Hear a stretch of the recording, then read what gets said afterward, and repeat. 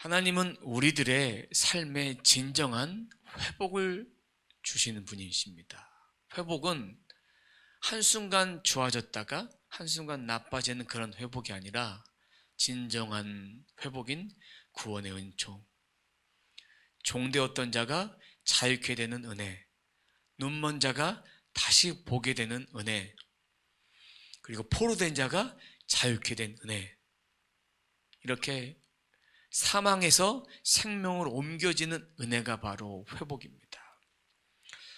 오늘 말씀을 통해서 하나님은 회복이 무엇인지를 가르쳐 주기를 원하십니다.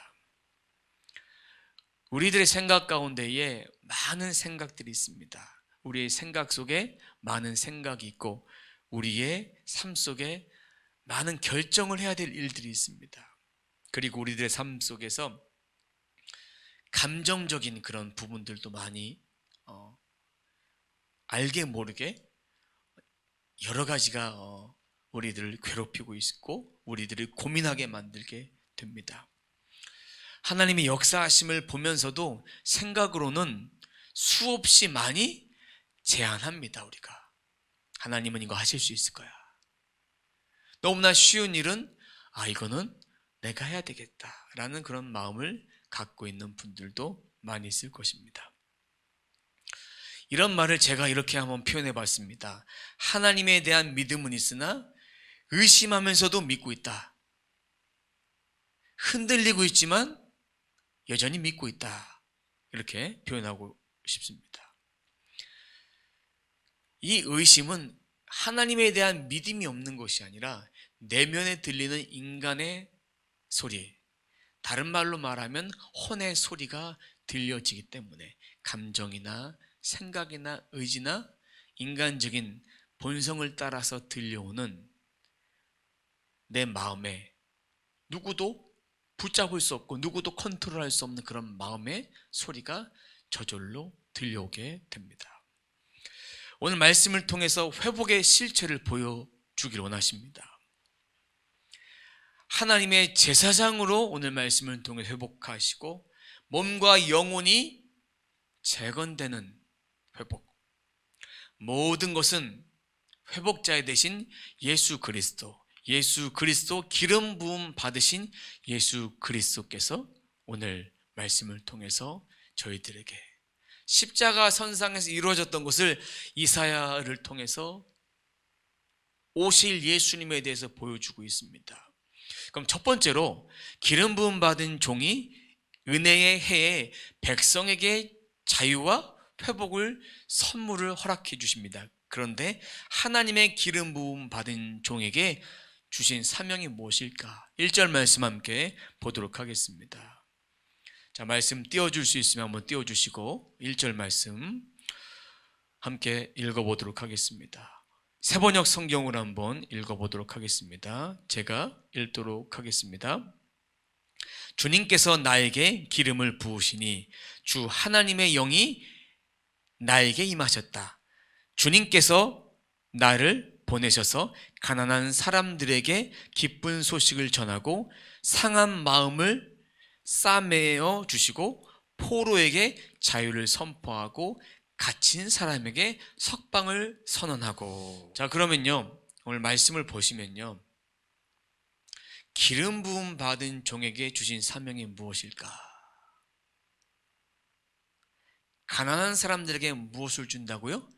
기쁜 소식, 복음인데 이들을 해방시켜 주는 거예요. 하나님이 회복하실 것이다. 마음에 상처 입었어요. 지금 이들은 그런 자에게 싸매주는 거예요. 포로에게 자유를 선언하고 갇힌 사람에게 석방을 선언하고 진정한 회복을 준다는 얘기입니다. 진정한 회복을 줍니다. 상처를 받았을 때 어떻습니까? 마음의 상처는 회복하려면 시간이 걸립니다. 육신의 상처는 어떻습니까? 제가 발이 아파 보니까 발이 수시로 이렇게 부어요. 근데 이제 어떤 상태냐면 피딱지가 다 발에 이렇게 되어 있어요. 그러면서 가끔씩 따끔따끔거리고 발이 붓고 어떨 때는 발이 내딛기도 힘든 그런 상태로 되어집니다. 발이 통통 부을 때도 있고, 이것이 회복되기 위해서는 피딱지로 다 새살이 돋아오르고 정상적으로 모든 것이 이루어져야 합니다. 회복이란 정상적으로 돌아가는 거예요. 하나님의 백성에게 언약이 성취된 거예요. 하나님 백성에게 이 언약으로 말미암아 다시 완전함으로 돌아간 상태가 바로 회복이다라는 것입니다. 하나님의 영, 또 기름 부음 받았다라는 얘기는 하나님의 대리 통치자로서 이사야 선지자를 통해서 이 사역들을 감당하기 원하십니다. 이스라엘 백성을 회복시키시며 새 옷을 입혀주시는 거예요.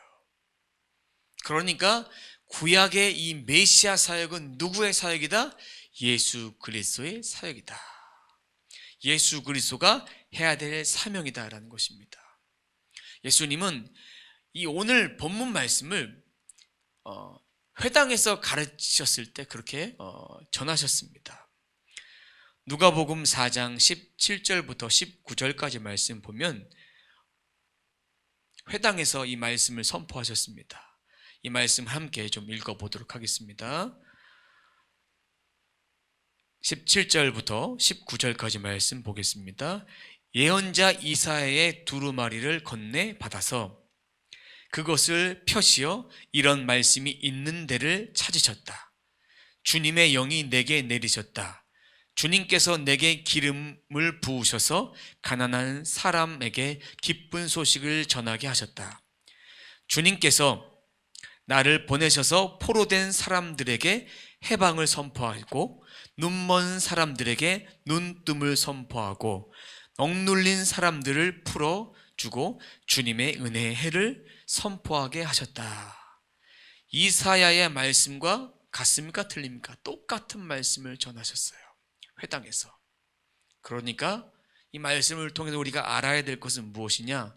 구약은 오실 예수 그리스도를 전하시는 거예요. 신약은 오신 예수 그리스도를 전하시는 거예요. 성령 강림 후에는 다시 오실 재림하실 예수 그리스도를 전하시고 그 중간에는 보혜사 성령님이 오셔서 통치하시는 거예요. 누구의 뜻대로? 하나님의 뜻대로 통치하시는 거예요. 보혜사 성령님은 또 다른 보혜사로 또 다른 예수의 영이라고 표현한 이유는 예수님도 하나님의 뜻대로 이 땅에 오셔서 그 사역들을 감당하셨습니다. 그러니까 예수님은 죄와 사망의 권세로부터 자유케 하셨습니다. 진정한 회복은 죄와 사망의 권세로부터 자유케 되는 것입니다. 우리들에게 주신 구원도 전인격적인 구원의 은혜가 되어지는 거예요. 진정한 구원의 은혜, 몸의 구원의 은혜뿐만 아니라 영적인 것도, 이스라엘 백성들의 언약이 회복되는 것처럼 우리도 그렇게 구원의 은혜가 마지막 날 그렇게 회복이 된다라는 것입니다. 두 번째입니다. 은혜의 해에 하나님의 백성이 받을 위로는 무엇입니까? 3절 말씀 같이 한번 읽어보도록 하겠습니다. 같이 읽습니다. 시온에서 슬퍼하는 사람들에게 제 대신에 화관을 씌워주시며 슬픔 대신에 기쁨의 기름을 발라주시며 괴로운 마음 대신에 찬송이 마음에 가득 차게 하셨다.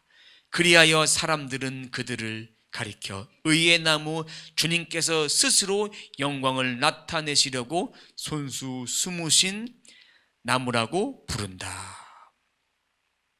어떤 위로입니까? 죄 대신에 화관을 씌워주셨습니다. 슬픔 대신에 무엇을? 기쁨을 발라주셨습니다. 괴로움 대신에 무엇을 주셨다? 찬송을 어디에? 마음에 가득 차게. 그러니까 의의 나무, 하나님께 손수 심으신 언약의 백성이 되었다.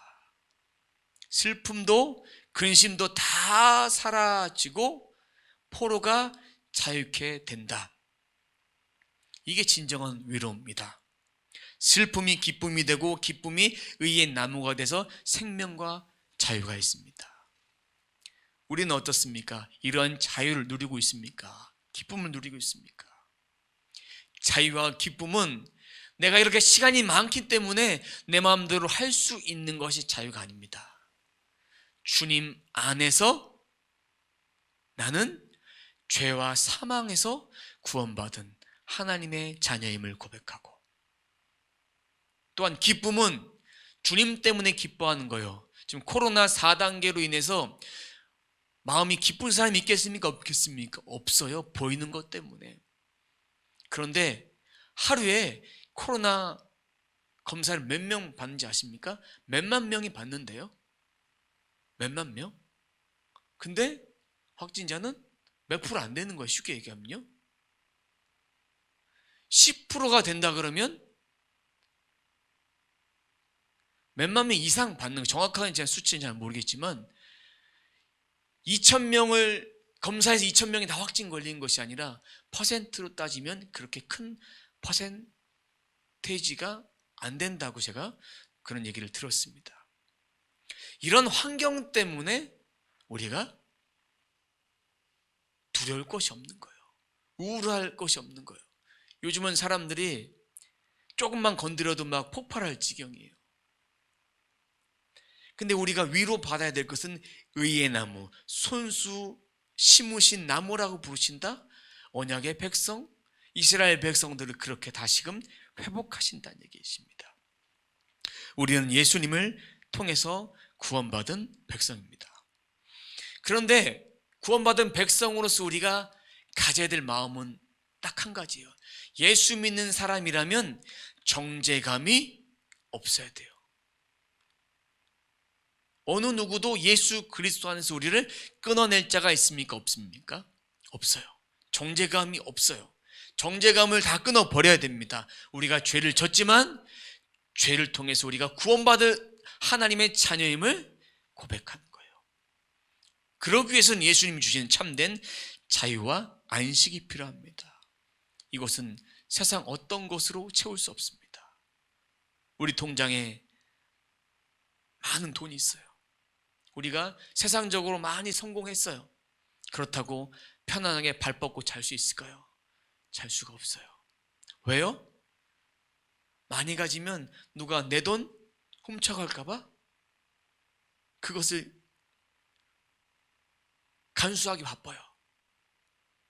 그리고 투자된 곳이 많으면 투자된 곳이 이익이 있어야 되는데 막 떨어질 것 같아서 불안합니다. 집이 있으면 어떻습니까? 집값이 오를 땐 좋지만 집값이 떨어지면 불안해합니다. 아무것도 없는 자에게 주님은 채워주실 것밖에 없고, 아무것도 없는 자에게는 올라갈 날만 남은 거예요. 높이 있으면 떨어질 날만 기다리고 있는 것입니다. 슬픔, 괴로움이 찬송의 옷으로, 의의 나무로 생명과 자유함으로 우리의 삶 가운데 그렇게 주님은 주기를 원하십니다. 그럼 세 번째로, 포로에서 돌아온 백성들이 언약 백성의 주의를 회복하고 황폐한 성읍을 재건합니다. 근데 언약의 땅으로 돌아온 백성들이 먼저 해야 될 일이 있습니다. 4절 말씀 함께 보도록 하겠습니다. 함께 읽습니다. 시작. 그들은 오래전에 황폐해진 곳을 쌓으며 오랫동안 무너져 있던 곳도 세울 것이다. 황폐한 성읍들은 새로 세우며 대대로 무너진 채로 버려져 있던 곳을 다시 세울 것이다. 다시 세운대요. 황폐했던 곳 다시 세운다. 개정개혁 성경에 보면요, 다시 세운다는 말을요 중수라고 합니다. 중수. 히브리어로 하다시라고 합니다. 하다시. 무슨 얘기냐면 새롭게 하다, 새롭게 만들다, 수리하다. 수리하기 위해서는 해방된 사실 앞에 해방되었으면 백성들이 해야 될 미션이 주어진 거예요.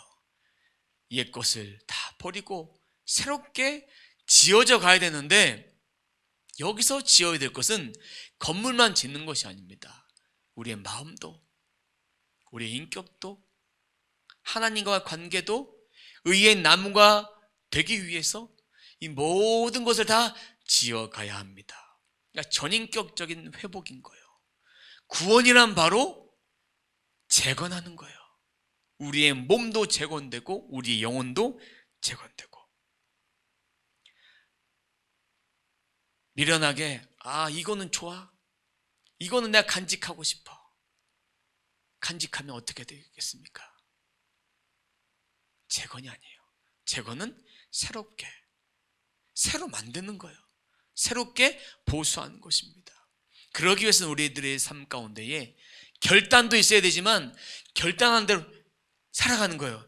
계획도 있어야겠지만 계획대로 살아가는 것이 참 중요해요. 이렇게 하기로 했으면 이렇게 해야 돼요.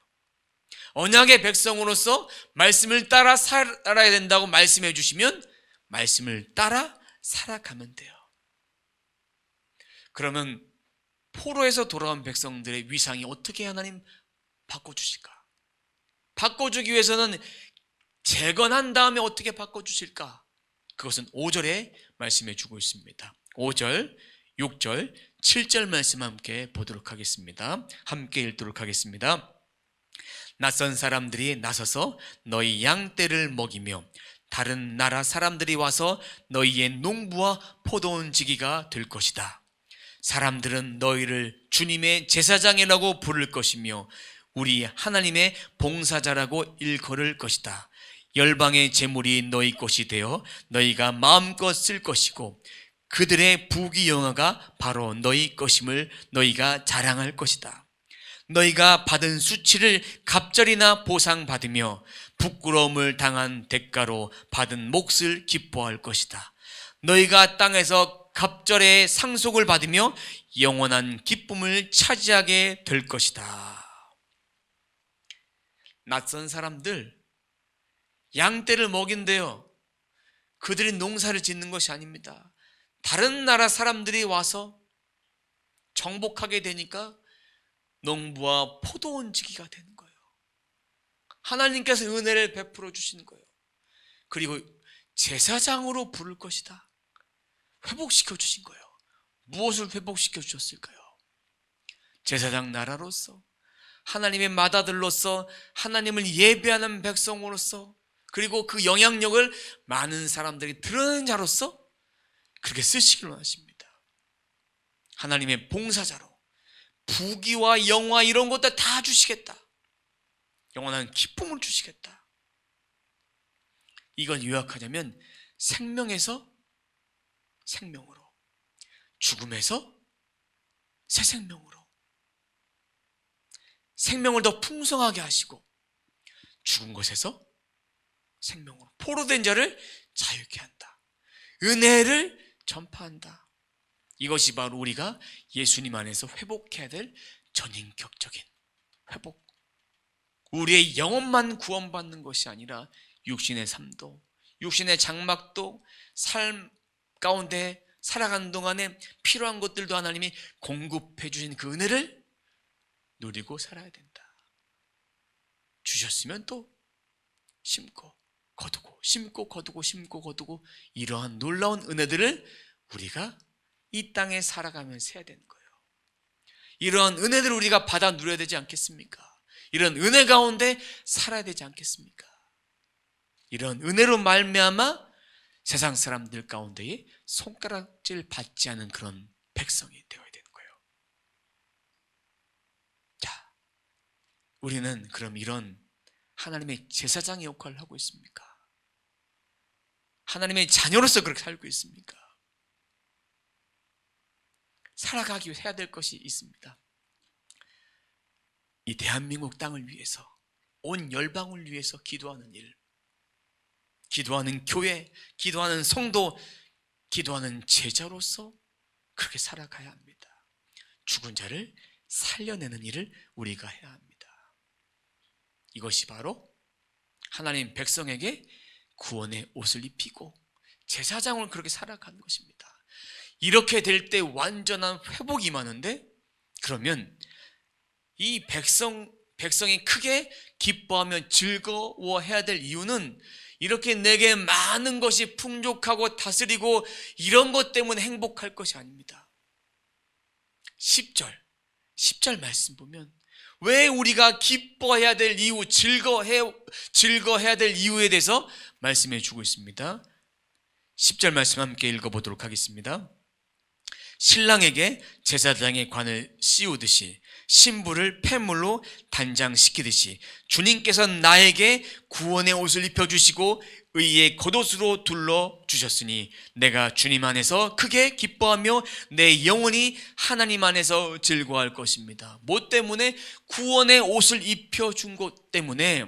그러니까 구원의 옷, 의의 겉옷, 그러니까 우리가 입을 옷은 무슨 옷이다? 구원의 옷, 예수 그리스도의 옷 때문에 우리가 기뻐하는 것입니다. 나머지는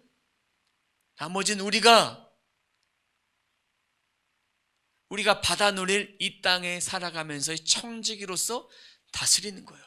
다스릴 수 있는 능력이 되면 주님은 주십니다. 다스릴 수 있는 능력. 그러기 위해서 우리가 해야 될 것은 옛 옷을 벗고 새 옷을 입어야 됩니다. 옛 옷, 옛사람의 옷, 내 옛사람의 감정, 생각, 의지 이런 것, 죄악된 옷, 이런 옷을 그대로 입고 있는 상태에서 새 옷을 입어보세요. 어떻게 될까요? 깨끗해질까요? 깨끗해질 수 없습니다. 실례로 속옷은 한 달 동안 안 갈아입었어요. 근데 계속해서 겉옷만 입어요. 그럼 냄새가 나겠습니까? 안 나겠습니까? 냄새가 날 수밖에 없어요.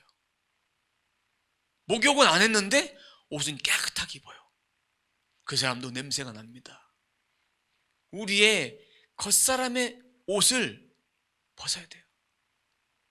영혼에 있는 찌들어 있는 것들 다 깨끗하게 씻어내야 돼요. 이빨은 안 닦는데 맨날 가그림만 해보세요. 이게 되겠습니까? 안 되겠습니까? 안 돼요. 깨끗하게 씻어내야 돼요. 이 옛사람 옷을 버리고 새 사람의 옷을 입어야 돼요. 진리와 거룩함으로 그런 옷을 입어야 됩니다. 말씀의 옷, 성령의 갑옷, 전신갑주를 취해서 우리가 옛사람과 이런 영적 전투 가운데 할 때, 세상 속에 살아갈 때 믿음으로 승리해야 됩니다. 그러면 여섯 번째, 하나님이 모든 나라 앞에서 솟아나게 하시는 것은 무엇입니까? 11절 말씀 같이 보도록 하겠습니다. 땅이 싹을 내며 동산이 거기에 뿌려진 것을 움트게 하듯이 주 하나님께서도 모든 나라 앞에서 의와 찬송을 샘솟듯이 솟아나게 하실 것이다. 모든 나라 앞에 그렇게 샘솟듯 솟아나게 하신다. 이 얘기는 우리가 잘나서 그렇게 될까요? 하나님의 전적인 은혜라는 거예요. 완벽한 승리라는 거예요. 근데 우리가 이렇게 샘솟듯 그런 은혜가 솟아나게 되면 우리가 자발적으로 하나님의 이름을 불러야 돼요. 할렐루야, 찬송합니다, 그 이름을 높입니다, 이런 고백이 우리들 가운데 있어야 돼요. 우리가 잘 됐을 때 하나님을 높여야 돼요. 우리가 실패했을 때 하나님께 감사해야 돼요. 실패가 있어야 성공이 얼마나 값진 것인지 알게 됩니다. 내가 아직도 그릇이 준비되지 않았기 때문에 나를 이렇게 사랑하시기 위해서 날 연단하시는구나 깨달아야 됩니다. 교만한 자는 깨달을 수 없습니다. 겸손한 자만이 그렇게 깨달을 수가 있습니다. 말씀은 절대 실패가 없습니다. 우리는 실패할 수밖에 없습니다. 우리의 계획대로 됩니까? 안 됩니까? 계획대로 되지 않습니다. 하지만 계획은 세워요.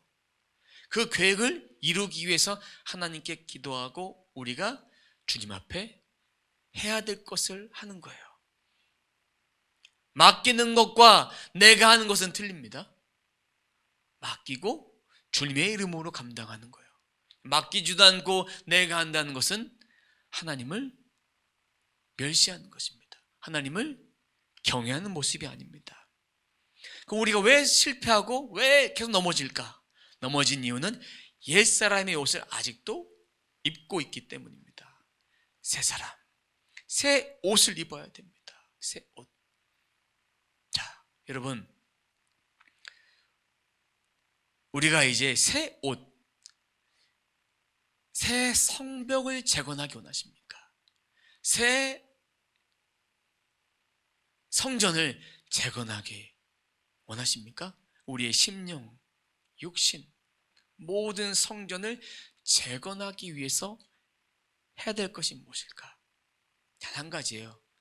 옛사람의 옷을 버리고 구원의 은혜를 주신 것에 대해서 뭐 해야 된다? 감사하고 그 이름을 찬송하고, 그리고 만방 중에 우리를 높여 세우실 때에 하나님을 찬송하는 것.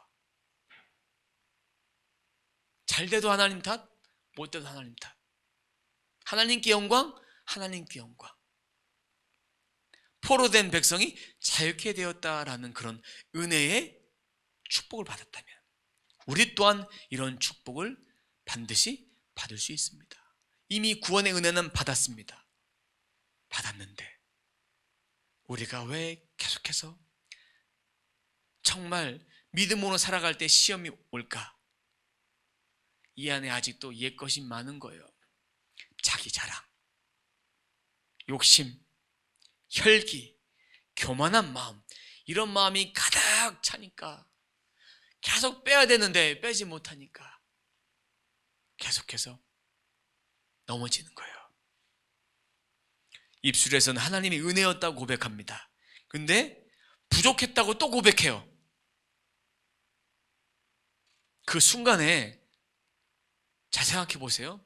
그 순간에 진짜 겸손이었는지 아니면 입에서 그냥 내 입으로 자랑하기 좀 힘드니까 주님이 하셨습니다. 제가 뭐 한 게 있나요? 이러면서 겸손 떨지 않습니까? 그것이 자기 교만인 거예요. 저 돌이켜 보니까 그런 나날이 있었더라고요. 저 한 게 없네요. 하지만 주님께 저 좀 인정해 주세요. 이렇게 고백했던 그런 가식적인 모습이 제게 있었어요. 이러한 마음들, 이러한 생각들, 이러한 감정들, 사단이 그것을 잡고 흔들어서 그냥 바닥에 더 겸손하지 못하도록 만들어버립니다. 우리는 끝까지 온전히 내려놓아야만 재건된 인생을 살아갈 수 있습니다. 이런 축복을 받고도 깨닫지 못하는 백성들이 얼마나 많습니까? 이런 축복. 말씀을 정리합니다. 바라기는 우리 모두의 삶이 예수님이 주시는 재건의 은혜, 예수님이 재건의 은혜를 주십니다. 예수님이 은혜로만 재건될 수 있어요. 전인격적으로 예수로 재건되어서 정말 내 속에 있는 것, 겉만 뻔찌르한 인생 되는 것이 아니라 속사람까지도 완전해짐을 통해서 정말 이사야 선지자를 통해서 회복했던 그 은혜, 회복을 선포하라 했을 때 그 회복의 은혜, 희년의 은혜가 주어졌던 것처럼 우리들 삶 가운데도 그렇게 전인격적으로 예수로 재건되어서 주님이 주신 참된 회복을 경험하는 저와 여러분의 삶이 되시길 주님의 이름으로 축원합니다. 기도하겠습니다. 하나님 감사합니다. 오늘 말씀을 통해서 저희들에게 주신 말씀을 돌이켜봅니다. 저희들에게 어떤 말씀을 주길 원하십니까? 저희들이 어떻게 깨닫게 되길 원합니까? 이전의 삶은 버려내고 앞으로의 삶을 더 기대합니다. 주님이 함께 하시니까, 주님이 나와 동행하시니까 그분만 아뢰고 그분만 의지합니다. 주여, 이제부터는 옛 자아를 버리겠습니다. 옛 옷을 벗어버리고 새 옷을 입음을 통해서 주님 앞에 거룩한 삶, 성결한 삶, 깨끗한 삶, 그리고 말과 행동이 동일한 삶, 저의 입술을 제단에 성령의 물로 태워주시옵소서, 지져주시옵소서. 그래서 제 삶 가운데에 하나님이 주고자 하는 놀라운 재건의 은혜를 받아 누릴 수 있도록 도와주시옵소서. 이 시간도 귀한 말씀을 듣는 모두에게 재건의 은혜를 부어 주시옵소서. 새롭게 만들어진 은혜를 부어 주옵소서. 감사드리며 예수님의 이름으로 기도드립니다. 아멘.